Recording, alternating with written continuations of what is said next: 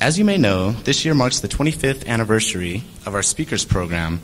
Throughout the years, we have had the opportunity to host many of the world's leading social and political figures. We are proud to continue with that tradition this afternoon.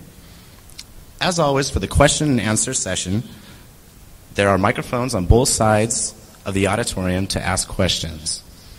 Now I would like to introduce Arash Naeem from UCLA's International Students Association.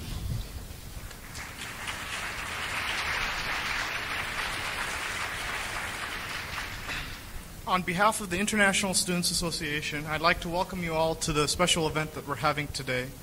I'd like to take a couple minutes to acknowledge the people that have made this program possible.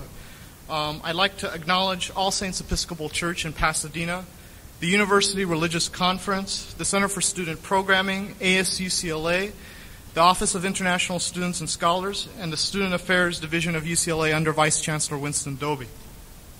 I think it's important to point out that this program was student-initiated, student-organized, student-funded, and for the most part, so that the Archbishop Desmond Tutu would have an opportunity to speak to students.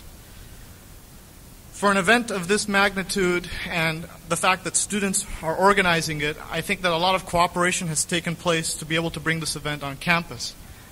And I'd like to acknowledge Mike Fuqua and Eugene Hernandez and the entire campus event staff who have made this event possible and organized it so quickly on campus. On the same note, I'd like to acknowledge Sipo Niao from the General Secretary of the South African International Student Congress, without whom UCLA would probably not be a host campus for this event for UCLA. At the same time, this event is being funded by USAC and the ASUCLA Board of Directors. And without taking any further time, I'd like to introduce you to the General Secretary of the South African International Student Congress, Sipo Niao.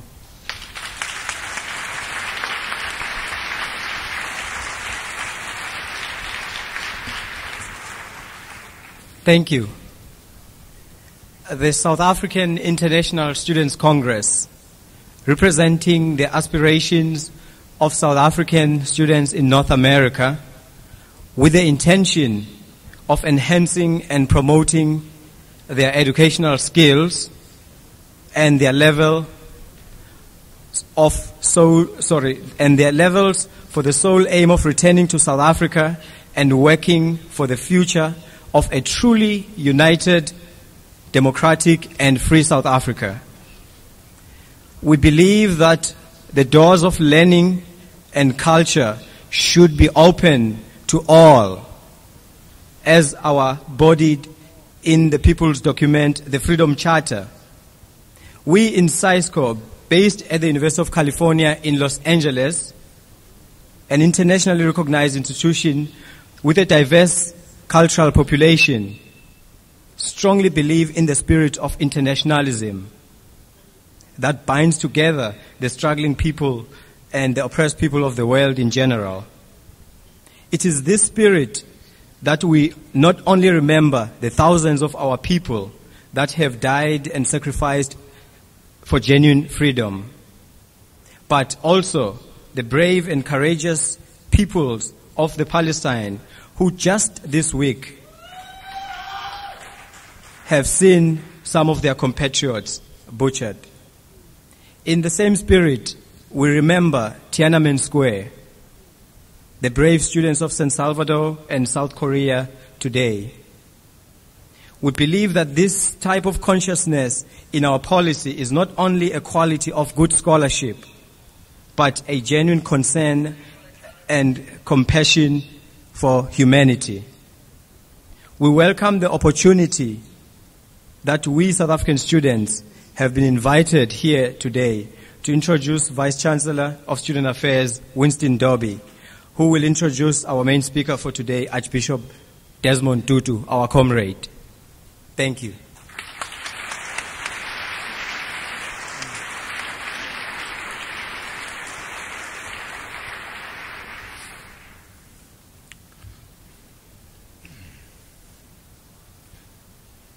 I haven't seen Ackerman Union so full in a long, long time.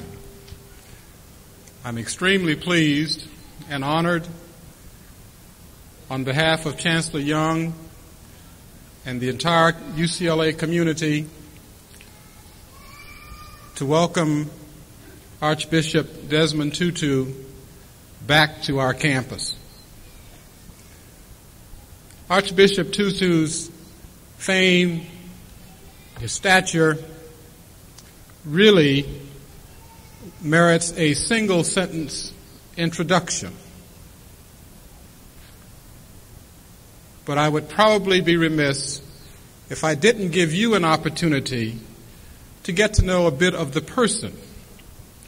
And so I've chosen to focus just a few minutes on some of the human side of what makes Archbishop Tutu such a special person in the way in which he has chosen to carry out his mission in this life. I go back to when he was 14 years old. You don't read this in a biography, but Archbishop Tutu spent 2 years in a hospital in South Africa suffering from tuberculosis. And it was in that 2-year period when he met one of his first mentors, Trevor Huddleston, bishop in South Africa, who, among other things, provided the early moral leadership and the encouragement for his further development. I often wonder what would have happened if Archbishop Tutu had not had that early experience. His first professional life was actually in teaching. He followed in the footsteps of his dad, who was an elementary school teacher in South Africa. And his first love was, and still is, medicine. Archbishop Tutu's objective in life as a young person was to become a physician and to serve his people in that professional way. But when it came time to go to medical school, he did not have the resources to pursue his first love. And so he continued to teach. And it so happened that while he was teaching, the South African government decided to take the responsibility for the education of blacks in South Africa out of the hands of the churches and to give that responsibility to an irresponsible civil authority. Archbishop Tutu decided he could not continue to teach under that particular regime, and so decided to pursue what he himself calls a soft alternative.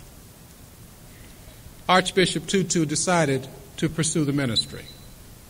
And so he continued his education in England, where he received both a bachelor's and a master's of divinity, and returned to his native country. And it was following the Soweto riots in 1976 that Archbishop Tutu was cast on the national stage. And from there, the rest is history. You know that he's received the Nobel Peace Prize. But what you may not know is that he donated 100% of those funds for the establishment of this scholarship to support the education of South African refugees studying in the United States. It is his recognition that in the future of South Africa, the development of human capital, the development of leadership, is what that country will need. Archbishop Desmond Tutu has put his money where his commitment is.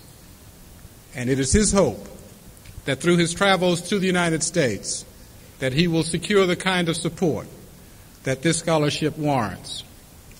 I'm especially pleased to say that UCLA participates, along with the rest of the University of California system, in a program designed to educate professionals in South Africa. That program has focused in the previous years on community service.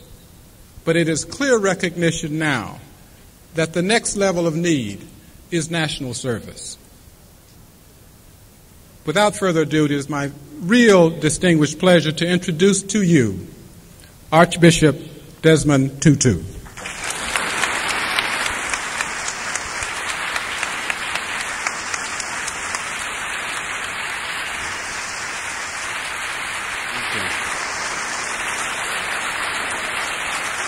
Thank you. Thank you.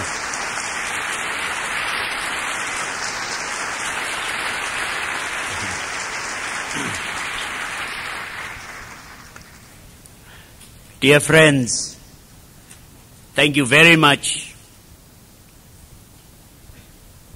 I bring you greetings from your sisters and brothers in South Africa. And I greet you in their name. Good afternoon. Oh, that was one of the lousiest responses I've ever had. Let's try again. Good afternoon. Good afternoon. Slightly better. It's very heartwarming to receive the kind of welcome that you have given. At home it isn't always that way. They are not entirely complimentary of Archbishop Tutu.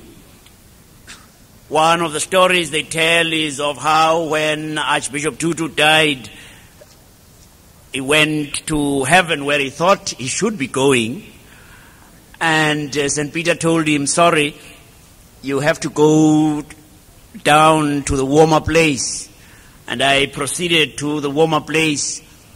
A fortnight later, there was frenzied knocking on the doors of heaven, and when St. Peter opened, old Nick himself was standing on the doorstep, and St. Peter asked, and now what are you doing here? And he said, well, you sent Bishop Tutu down there. He's causing so much trouble, I've come to ask for political asylum. I come also to express on behalf of our people back home, those many millions who have been victims of a vicious system of injustice and oppression, to express on their behalf a very deep thank you to all of you who have over the years supported our struggle for justice, for peace, for reconciliation, for a new South Africa, a truly democratic South Africa, a non-racial South Africa, a non-sexist South Africa. It isn't given to many to be able to say that they know they speak on behalf of millions without being presumptuous or without fearing contradiction. I stand before you now knowing that in this instance, I do, without fear of contradiction, speak on behalf of many millions who say, thank you for helping us. Thank you for bringing us to this quite remarkable point in the history of our country. I was around in this country in 1984. And at the time, some of us were asking that this country impose economic sanctions on the South African government as a non-violent strategy to force the South African government to the negotiating table. And at that time, it seemed totally inconceivable. And many who today say differently, when you said to them, how about getting Congress to change its policy towards South Africa? Well, many of them thought that you needed to have your head read. And then it was due to the extraordinary commitment of people like yourselves, not only young people, because there were others who had, over the years, been involved in what appeared to be a thankless task, trying to change the policies of this country towards South Africa. But undoubtedly, it was mainly young people. You see, it had been young people who, through their importunity, had forced this country to make a moral decision to quit Vietnam. But in that case, you could perhaps as a cynic say they were bound to be concerned about what was happening in Vietnam out of some self-interest. It was, after all, their brothers dying there, and they too might be up for the draft. I came around these parts, and at much the same sort of time as now, was quite awed by the sight of several thousands of students sitting out in the baking sun, protesting and campaigning, demonstrating in favor of their institutions, divesting from companies that were operating in South Africa. At a time when most students would quite justifiably have been concerned about their exams and about good grades, here one was seeing the spectacle of students who were saying, there are some things that are much more important than making it in the rat race. And here they were, concerned about people 10,000 miles away. And the faith that was dwindling in humankind was rekindled. Because here were students saying, the world is made for something slightly better than nuclear incineration.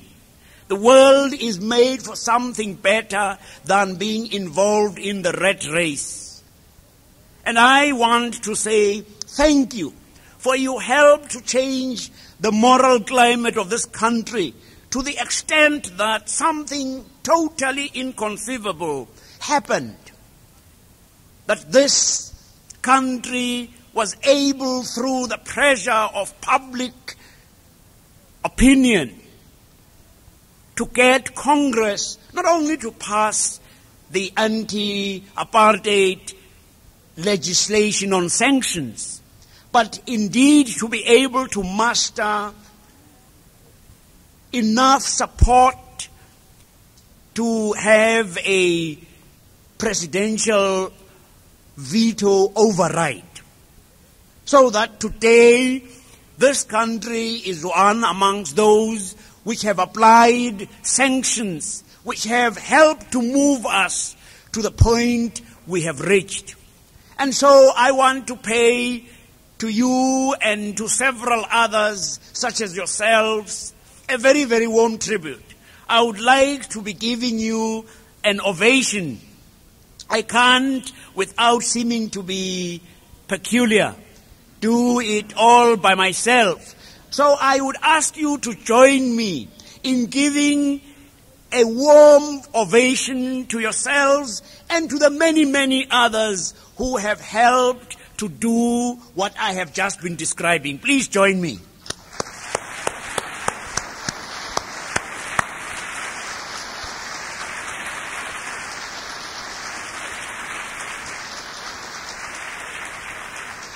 I don't think that is enthusiastic enough. I mean, I think you should give it some more oomph than that. Come on, let's try again. Come on.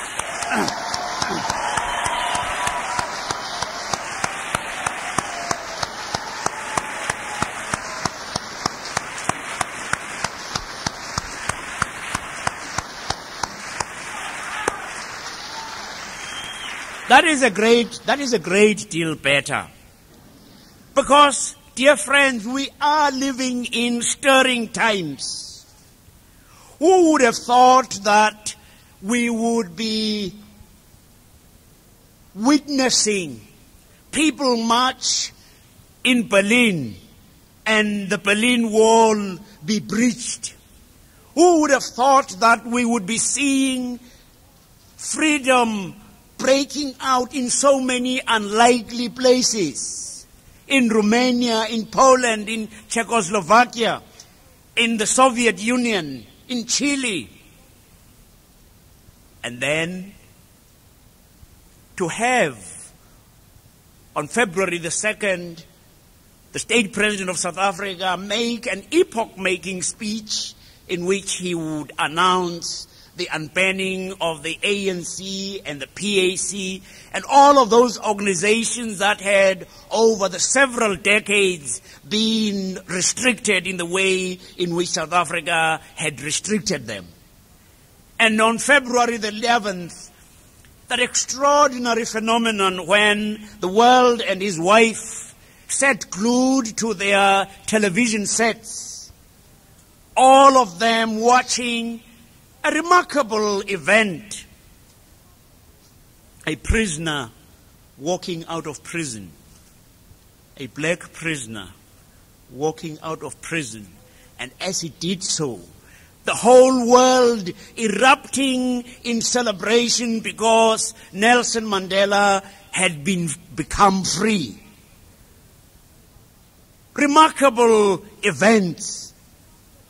To see a man who had been incarcerated for so many years come out when many were expecting that he would be spewing forth fire and brimstone, anger, revenge, bitterness. He comes out smiling. He comes out showing forth a gentleness, a magnanimity, a caring, and a commitment not to lord it over any section of the South African society. A commitment to what we had all been dreaming about. This new South Africa, totally democratic, free. A South Africa where all of its people would be able to walk with their heads held high. We are seeing remarkable things. Seeing the same Nelson Mandela leading a delegation of the once banned ANC, sitting across a table away from the State President of South Africa. While witnessing dreamlike events, you fear that indeed you are dreaming, for it is so unreal. And you fear that someone will shake you awake and say, the grim reality of South Africa is this one. It's a dream that has gone on now.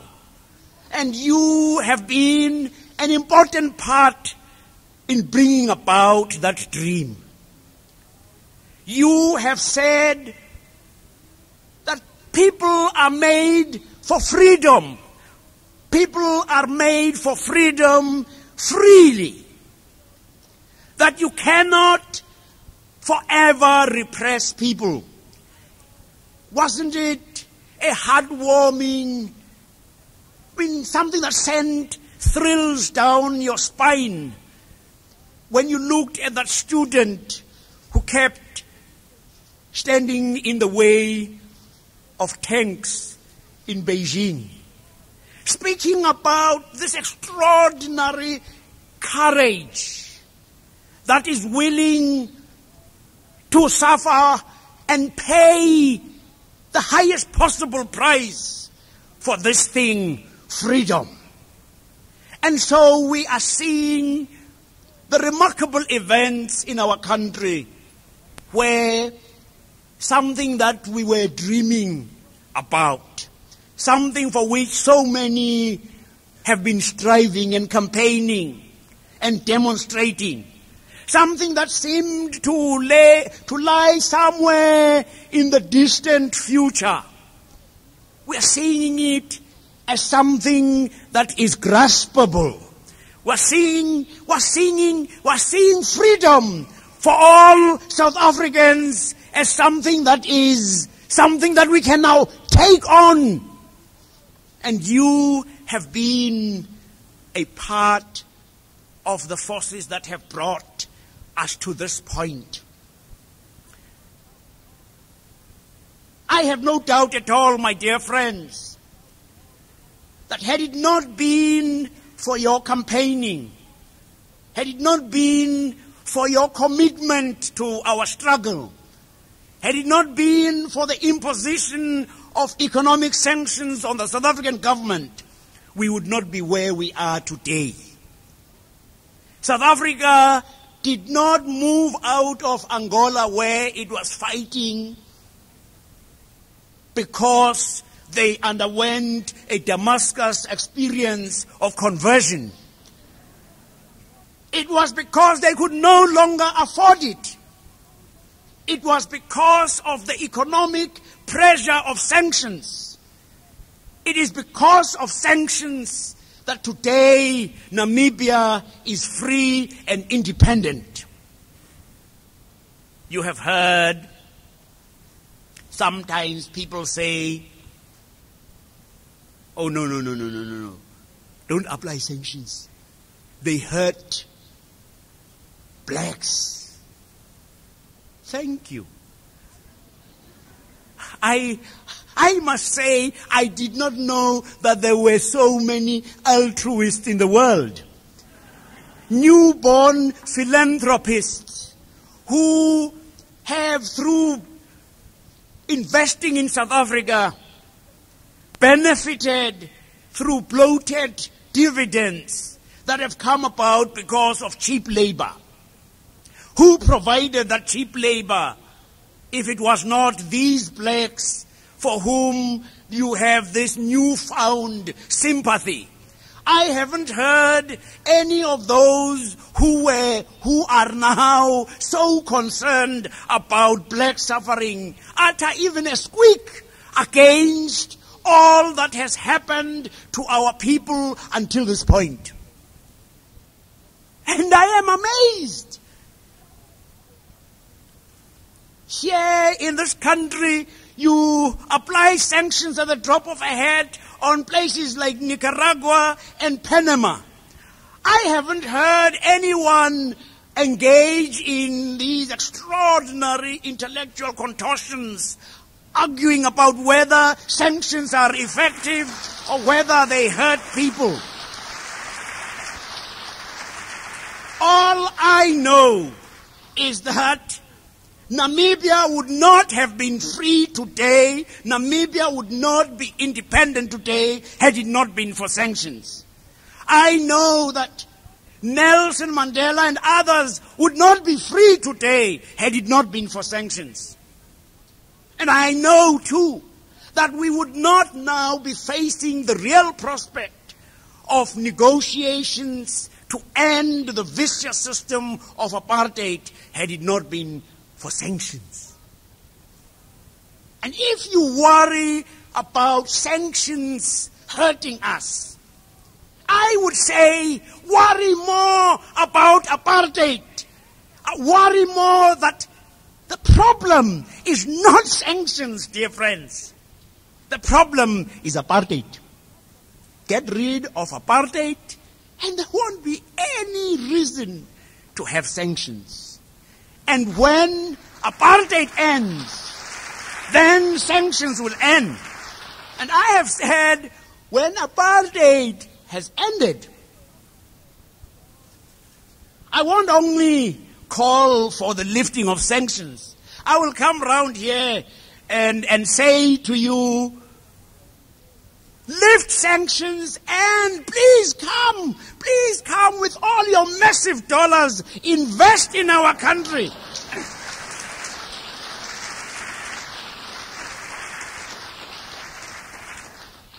There is no doubt at all in my mind. And friends, let's not be kidded. Apartheid is still very firmly in place. Yes, Mr. de Klerk must be commended for his courage, and I do so. I take off my hat to him. He is an important factor for getting us where we are. So is Nelson. And it is a good thing that they appear to have a wonderful rapport. But nothing concentrated their minds as much as the fact of sanctions. Friends, apartheid is still in place. Nelson put it dramatically. 27 years ago, he said, I went to jail. I did not vote in my country because I could not vote. 27 years later, I emerged from jail. I do not vote in my country because I cannot vote. That is the nub of the issue. It isn't whether they now decide they want to open hospitals to blacks. They now say, well, you can go into this entrance which used to be for whites. The height of our political ambition is not being able to share toilets with white people.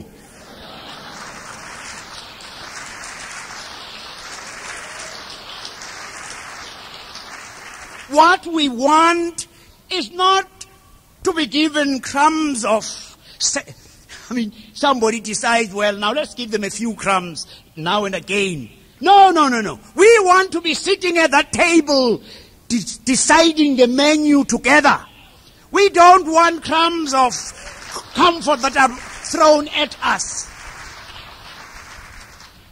And the South African government has discovered that despite all the many years of repression, they discovered that our people said, yes, you trod on our dignity as human beings.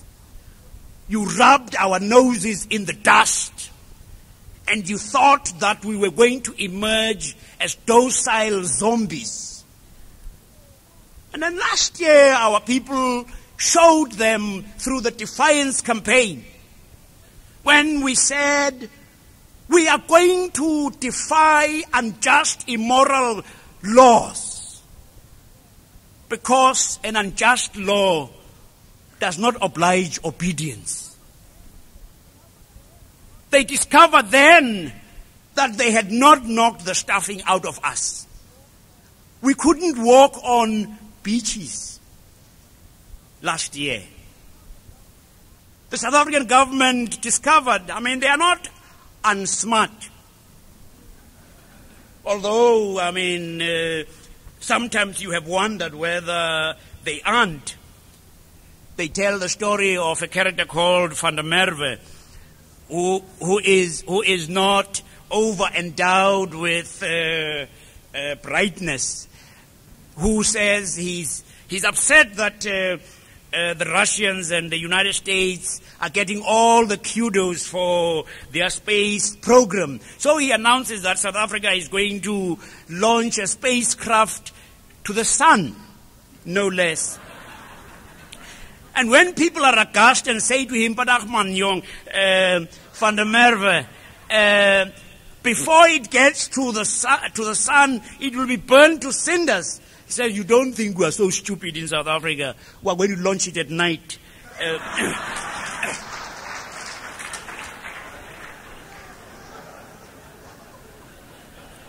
There is no doubt in our mind that our cause is going to prevail.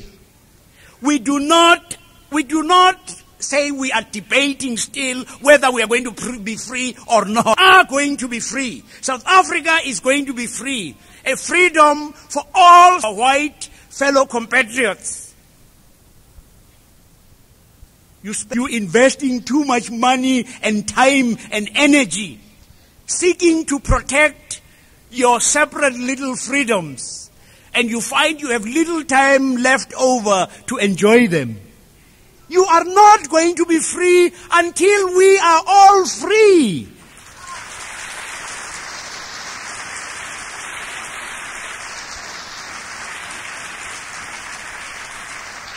And because we believe that this is a moral universe, because we believe that right and wrong matter, we say our cause will prevail.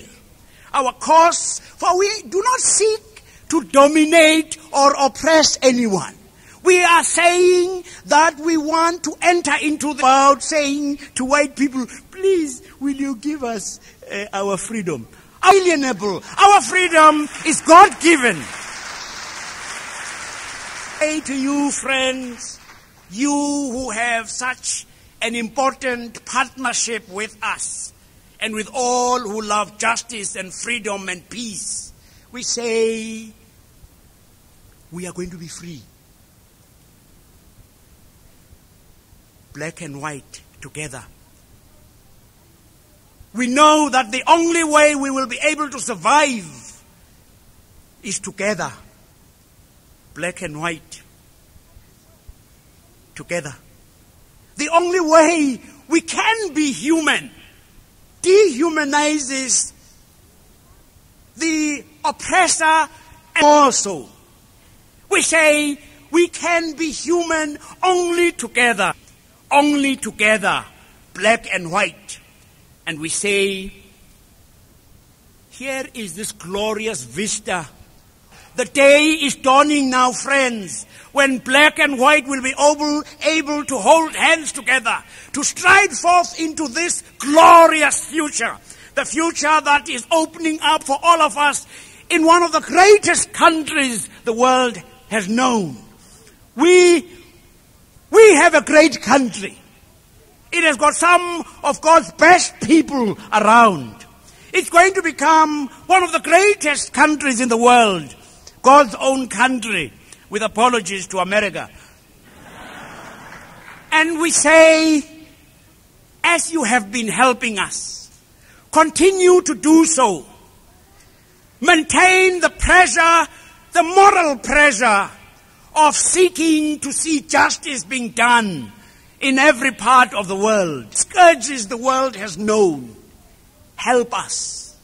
Help us, not just of the subcontinent, but indeed of the entire continent. Be a launching pad to launch the whole of Africa into the 21st century. That's a glorious enterprise to be engaged in. And we know, whatever they may put against us,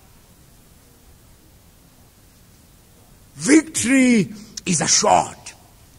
And we say to our white compatriots, come, we are being nice to you. Join the winning side. Join the winning side. And we say to you, friends, we shall soon be issuing you with invitations to come and celebrate with us the liberation of South Africa for all of its people, black and white together. Thank you.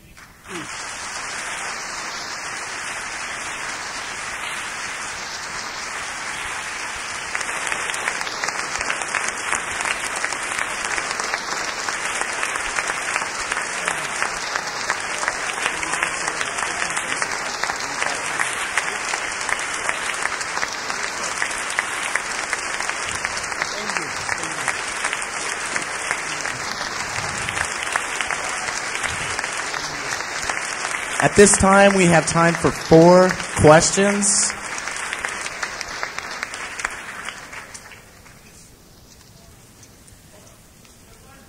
Under de Klerk, what are the improvements, if any, for political prisoners and detainees?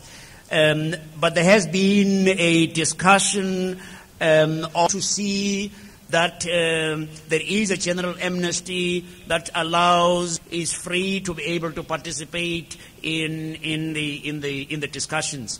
For you, the kinds of things that he has had, as it were, to stand up against. Thank you. Good afternoon, Archbishop Tutu. Thank you so much for giving us the opportunity of listening to you this afternoon. The Soviet Union has long been a strong supporter of the African National Congress in their struggle against apartheid. However, recent Soviet policy has advocated political concessions and economic collusion with Pretoria. Are the Soviets losing sight of ANC goals, or is it merely a political maneuver to further advance the cause? Government could no longer speak about a total communist onslaught and maneuvering. It is, I think they are facing up to realities that... More question. Let me ask mine. Yes. That the state of Israel supports the military regime of South Africa. Well, that is a statement, and I would say that I have already indicated my own concerns when I was in Israel last year.